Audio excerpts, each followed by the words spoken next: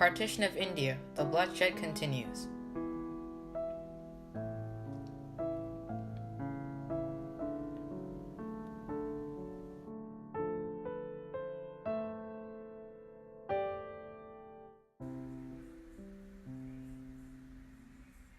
Thesis Statement. In 1946, soon after the end of World War II, Britain decided to withdraw from India.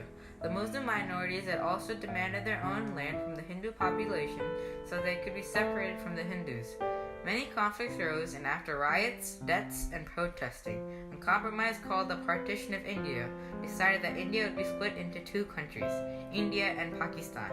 This partition resulted in many hardships and is still affecting many families to this day.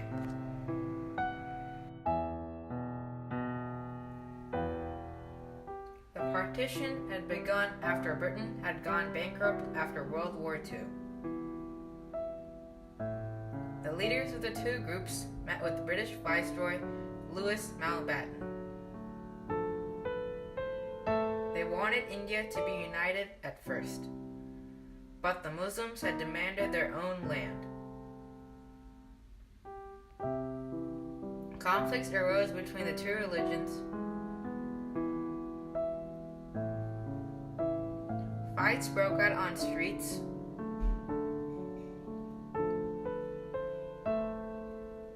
Many people were hurt and abused or even killed by these fights. The Hindus and Muslims had many riots.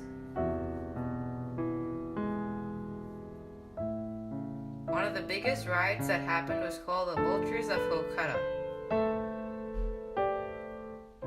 The riot was between Hindus and Muslims. 5,000 to 20,000 Muslims and Hindus were dead at the Kolkata killings. Tens of thousands of Muslims and Hindus were also wounded. Many Muslim minorities demanded their own land so they could be separated from the Hindus that were trying to hurt them. The leaders later agreed that India is going to be partitioned.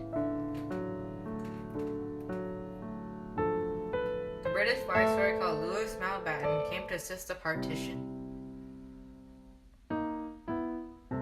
The Viceroy asked Britain if they could send a cartographer. The British government sent a British lawyer called Colonel Radcliffe. In July 1947, Colonel Radcliffe was given a task to divide British India.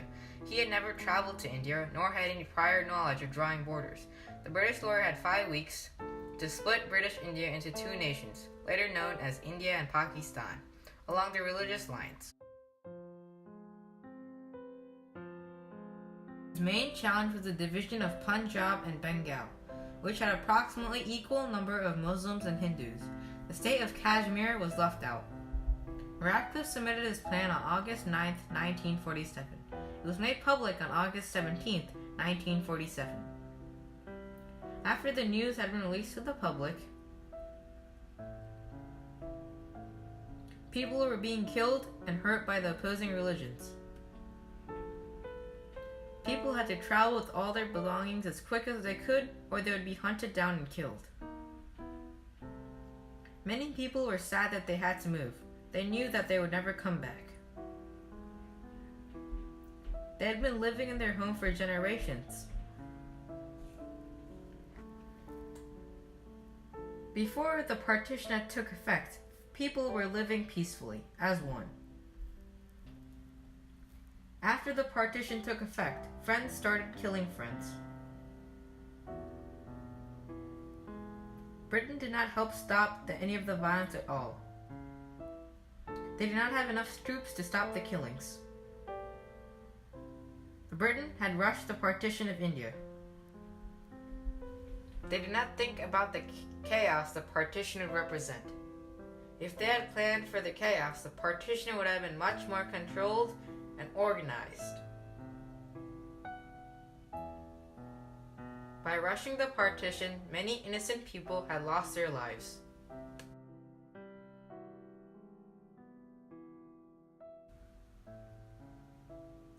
When the people had begun to move, they had faced a lot of hardships. One of the hardships was the lack of food to last them through the journey. The second hardship was the lack of water. The last hardship was the lack of shelter when they were moving.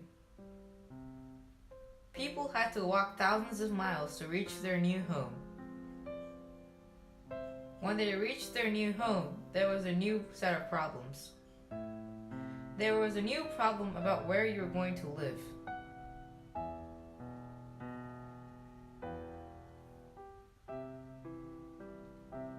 The next series of problems was employment.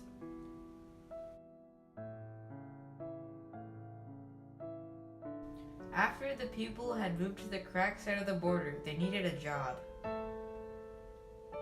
With everyone moving around, there was no stable job. The next problem was the lack of fertile land.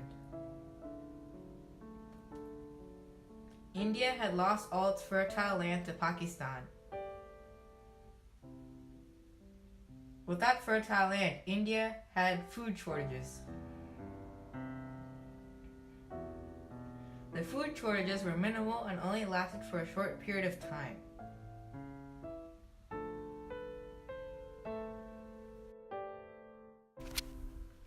At an individual level, families still remember the uprooting, human and property losses, yet they have nostalgia for the land and the homes that they left behind. Many Punjabi Hindu families resettle in Delhi, for example, look back with nostalgia of their hometown of Lahore. Quote from Professor Ian Talbot from Southampton, UK.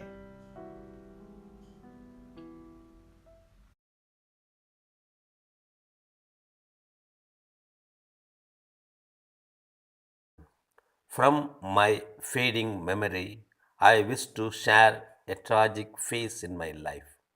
It's not a story, but a real sorrowful event.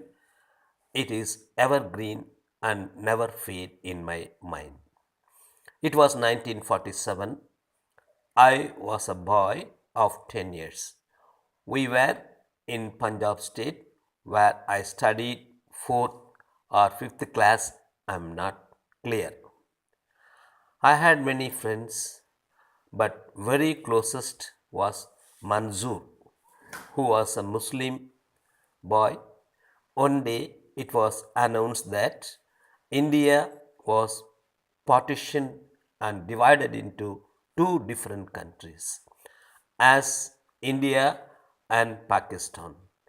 Unexpectedly, Punjab state being the middle, a part of it went to Pakistan and other part attached to India. Being a Christian, I don't affect much. However, some of my Muslims friends who cross the Indian border due to so many reasons, but we the school children affected more because we don't have any discrimination basing on caste, religion, etc. My friend Manzoor left the school. I could not forget the weeping face of my dear friend Manzoor. This was happened 71 years before. However, the partition does not have any separation in our hearts. I don't know where is he now, where is and how is he now, whether he is alive or not. But in my heart and in my mind, he is living. In India, partition created a scar in our memory, but it could not depart our love. My grandfather is still affected by the partition of India because he never got to see Manzoor again.